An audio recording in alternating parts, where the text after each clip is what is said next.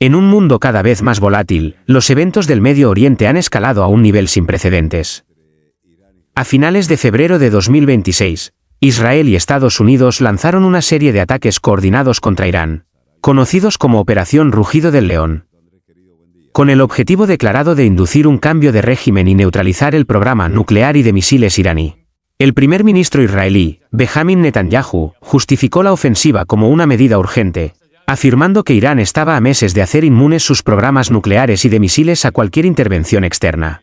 En respuesta, Irán lanzó una feroz represalia, incluyendo ataques con misiles contra objetivos en Israel, como la oficina de Netanyahu y la sede del comandante de la Fuerza Aérea Israelí, utilizando misiles Keibar.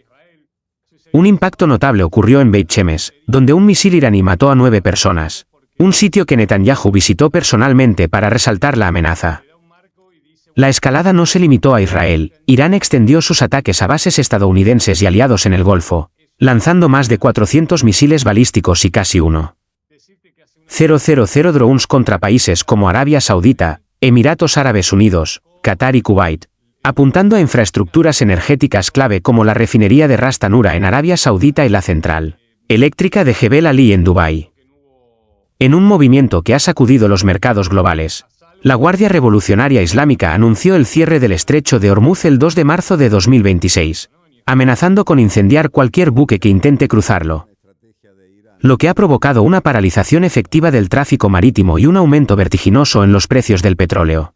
Compañías navieras como Maersk y Hapag-Lloyd han suspendido sus operaciones en la zona, y aunque no hay un bloqueo formal, el riesgo ha reducido el tránsito en un 81%, afectando el 20% del suministro mundial de petróleo.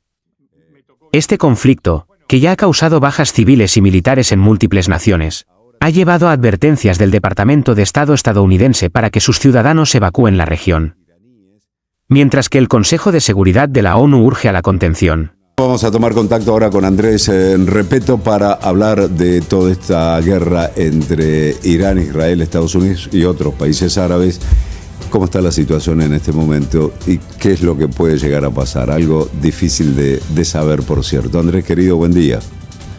¿Cómo te va, Claudio? Bueno, nos despedíamos así el viernes, ¿no? Diciendo que la decisión, por lo que uno podía ver, ya estaba tomada, y a partir de el sábado, más allá de que veníamos diciendo que todo se preparaba para esto, uno no deja de sorprenderse, ¿no? Porque, bueno, vimos la eliminación física del Ayatollah Khamenei, las máximas autoridades militares, una situación de un ataque sin precedentes contra Irán, conjunto entre Estados Unidos e Israel. Sucedió el sábado y ya parece que ocurrió hace 20 días. Bueno, esto se va a hacer largo porque es el propio presidente de los Estados Unidos quien le da un marco y dice, bueno, esto podría extenderse por alrededor de 4 semanas, porque Irán es un país muy largo, es muy grande, dijo Trump.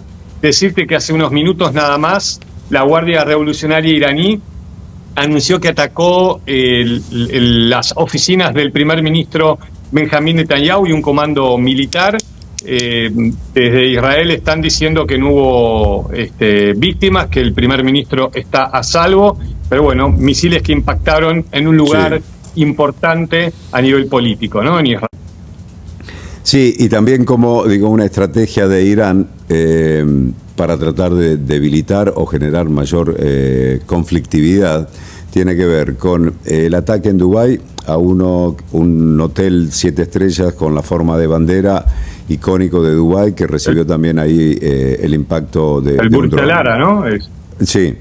Me tocó visitarlo hace unos años. Bueno, y también ha pasado en Kuwait también. Ahora también Chipre acaba de denunciar el presidente de que ha recibido un ataque y eran drones iraníes porque fueron detectados. Dice, pero nosotros no queremos participar en ninguna guerra ni nada, si bien hay una base del Reino Unido allí. Entonces, claro, el dron impactó en una pista de esta base de claro, Gran Bretaña. Digo, ¿cómo bueno, sí, creo que busca distintos países como para generar un conflicto y generar allí, digamos, un debilitamiento de la alianza Estados Unidos-Israel en este ataque, ¿no? Creo que la frase podría ser cuanto peor mejor, ¿no? Buscar el caos, porque todos esos misiles que han tenido impacto en diferentes bases militares de los Estados Unidos podrían haberse dirigido quizás a un solo lugar, pero bueno, no, Irán, como vos bien lo marcás, buscó generar el mayor daño posible. La verdad es, la pregunta que uno se hace es, bueno, ¿cuánto se puede extender esto en el tiempo, más allá de que el presidente Trump habla de 4 semanas? ¿Puede resistir el régimen iraní 4 semanas? Bueno, hoy lanzó, por ejemplo, este ataque sorpresa contra las oficinas, nada más y nada menos, del propio primer ministro israelí, como diciendo, todavía podemos ejecutar ataques con precisión. Sí.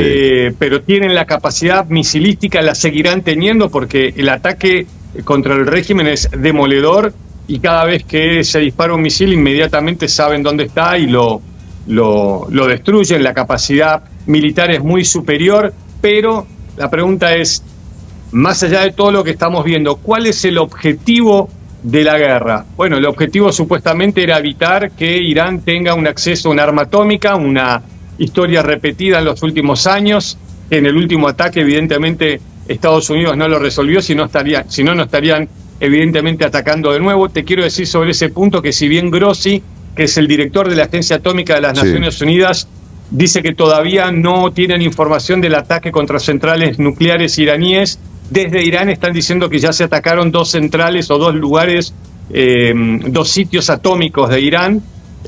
Bueno, Grossi advertía antes de esto del continuo temor de que esto pudiese generar una situación de radioactividad, pero que hasta el momento no tenían información de que eso suceda. Bueno, tampoco tenían la información, de acuerdo a lo que estamos viendo que dicen los iraníes, que sí, efectivamente, 2 sitios nucleares fueron atacados. Pero vos hablabas antes de ir al vivo, Claudio, de el Líbano, es decir, la guerra empieza a expandirse, si bien ya Israel había desmoronado la estructura del grupo terrorista Hezbollah, bueno, ni hablar jamás en la Franja de Gaza, pero en estas últimas horas hubo ataques con, no importante en su magnitud, digo, de fuego por parte del Hezbollah, pero eso llevó a Israel a generar este ataque a gran escala en todo el Líbano, y ahora vemos, bueno, caravanas de autos de gente yéndose del sur del Líbano, imágenes que se repiten de situaciones anteriores. El presidente Trump dijo 4 semanas y al mismo tiempo dijo, estoy dispuesto al diálogo porque nos están llamando, pero en las últimas horas también hay autoridades iraníes que dicen que no están preparadas ni quieren ningún tipo de diálogo, con lo cual todavía esta situación es confusa y creo que hay 2 interrogantes por lo menos que tengo yo. Uno, qué es lo que puede pasar en el mediano plazo, o en el cortísimo y en el mediano plazo, y 2, qué es lo que busca realmente Estados Unidos, el colapso total del régimen iraní. Bueno, ¿es posible eso solo con lo que estamos viendo hasta ahora? No hay botas en el terreno, no hay soldados, no hay una invasión terrestre, por lo menos por ahora, porque eso le generaría un costo militar y político seguramente muy importante al presidente de los Estados Unidos. Hace años que Estados Unidos nos lleva adelante una invasión por tierra. No le ha ido bien, las ha perdido cuando lo ha hecho en gestiones o en guerras anteriores, ¿no? Vietnam, Afganistán. Claro, bueno, Afganistán la última, ¿no? La última, y con todos los años que ha durado y cómo ha terminado. Pero bueno, habrá que ver con el correr de los días, bueno, cómo empieza a acomodarse o expandirse esta situación. Siempre digo, la carta de lo impredecible presente. Ayer vos sabés que la Guardia Revolucionaria decía que habían tirado o habían lanzado 4 misiles balísticos contra el portaaviones Lincoln y que habían impactado. Bueno, rápidamente después el Pentágono dijo, no llegaron ni cerca, no desmintieron el ataque. Digo, hay situaciones que pueden llegar a modificar rápidamente lo que estamos viendo y las escenas. Digo, el talón de Aquiles de un imperio militar como Estados Unidos es el número de bajas. Sabemos que hay una situación interna compleja para el presidente Trump y se ha jugado, te diría, su futuro político en esta guerra y todavía el resultado es incierto más allá del músculo militar que tiene Washington, ¿no? Bien, y al menos por ahora, solamente en la retórica de los mensajes de repudio, China y Rusia, que antes eran allí que apoyaban a Irán, es como que hasta el momento dijo, está bien, diplomacia sí, discurso sí, documentos de rechazo sí, pero armas no.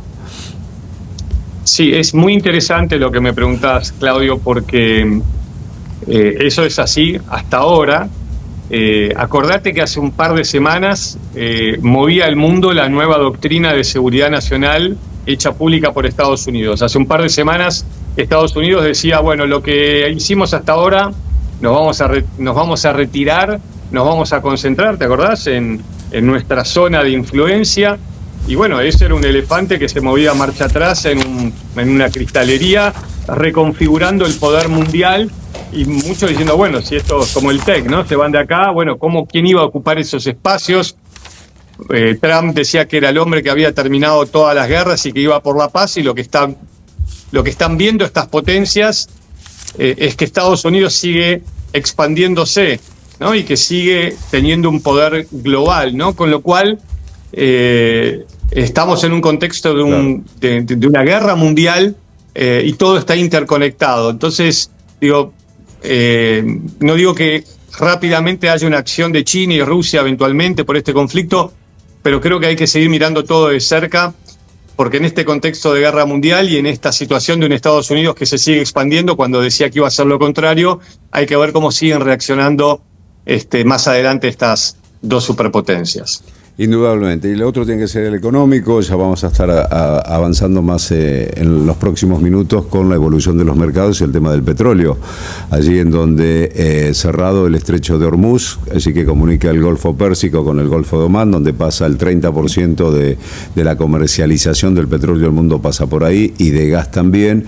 Dice, bueno, esto provocaría el petróleo ya aumentando en los distintos mercados, pero dice, ese bloqueo también le repercute en las arcas a Irán, y necesitado de dinero como está en esta situación, ¿no?